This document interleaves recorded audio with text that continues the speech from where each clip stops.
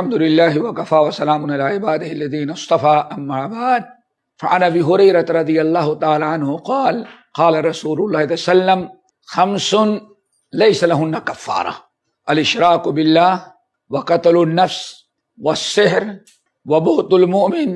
ہم نے آپ حضرات کے سامنے سامعین اور سامعات نبی علیہ السلام کی ایک حدیث پڑھی، جس حدیث کو امام احمد بن حنبل رحمۃ اللہ علیہ نے اپنی مسند میں اور ابن حبان نے اپنی صحیح میں، بہت سارے محدثین نقل کیا۔ اس حدیث کو سنیں، نبی علیہ السلام نے اس حدیث میں 5 نہایت خطرناک برائیوں کا تذکرہ کیا ہے، اور برائیوں سے دیکھیں آپ حضرات ایک بات یاد رکھیں، جس طرح سے نیک عمل کرنا بہت بڑی نیکی ہے، ایسے ہی برائیوں سے اور گناہ کبیرہ سے بچنا بھی بہت بڑی نیکی ہے۔ گویا کی نیکیاں 2 طرح کی ہیں، نیک اعمال کرنا بھی نیکی ہے، نمبر 2 برائیوں اور گناہوں حرام کاریوں سے بچنا بھی اللہ تعالیٰ کے ہاں نیک عمل کا ذریعہ ہے، یہ بھی بہت بڑی نیکی ہے۔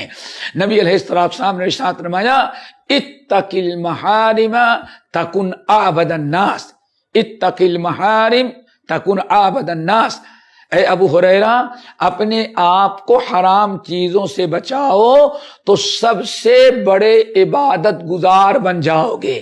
دیکھا آپ حضرات نے برائیوں سے بچنے، حرام کاریوں سے بچنے کو نبی علیہ السلام نے افضل العبادات قرار دیا ہے۔ اتق المحارم تکن اعبد الناس، اپنے آپ کو گناہوں سے بچاؤ، اپنے آپ کو حرام چیزوں سے بچاؤ تو ابو ہریرہ تم سب سے بڑے عبادت گزار بن جاؤ گے۔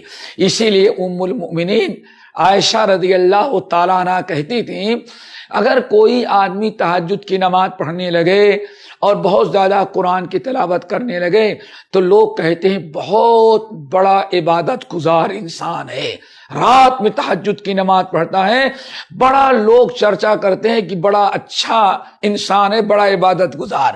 حالانکہ سب سے بڑی عبادت سے لوگ غافل ہیں۔ لوگوں نے پوچھا ام المومنین مائی عائشہ ذرا بتائیں، اگر تہجد بڑی عبادت ہے، اس سے بڑی عبادت کیا ہے؟ کہنے لگی کہ سب سے بڑی عبادت ہے کہ انسان اپنے آپ کو حرام اور گناہوں سے بچا لے۔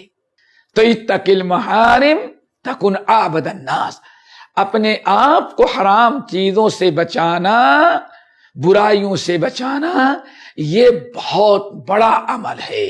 اسی لیے ہم یہ چند حدیثیں آپ حضرات کے سامنے پیش کر رہے ہیں، اور آپ کو بھی، اپنے کو بھی وصیت کرتے ہیں، آپ لوگوں کو بھی بتاتے ہیں کہ ہمیشہ حرام چیزوں سے بچنے کی کوشش کریں۔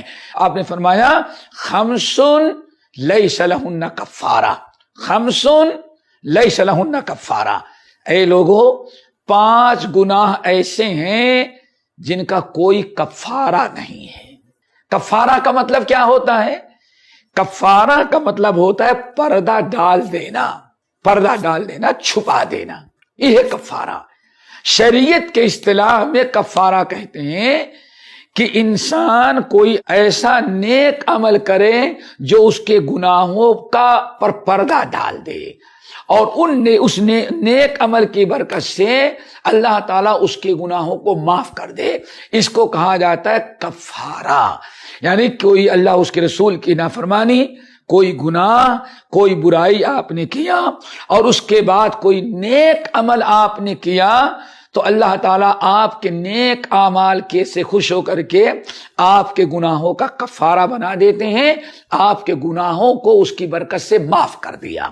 لیکن آپ فرما رہتے ہیں خمس لیس لہن کفارہ، لیکن 5 گناہ ہیں، 5 برائیاں جن کا کوئی کفارہ نہیں ہے، الا ایک انسان ان برائیوں سے بعد آئے، اللہ تعالیٰ کے در سے ان گناہوں کو، برائیوں کو چھوڑ دے اور توبہ استغفار کرے، تب تو اس کا گناہ معاف ہوگا، ورنہ کوئی نیکی اس کا کفارہ نہیں بنتی۔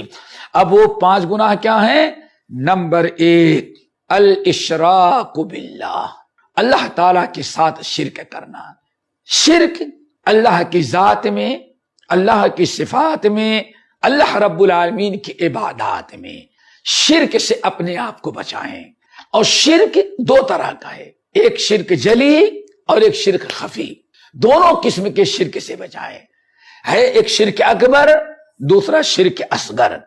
اپنے آپ کو ہر قسم کے شرک سے بچائے۔ شرک کا کوئی کفارہ نہیں۔ انسان اگر شرک سے اپنے آپ کو نہ بچائے تو کتنی بھی عبادت کرے اس کو جہنم ہی میں جانا ہے۔ اللہ تعالیٰ نے قرآن پاک میں فرمایا ان اللہ لا یغفر ان یشرک بہ ویغفر ما دون ذلک لمن یشاء۔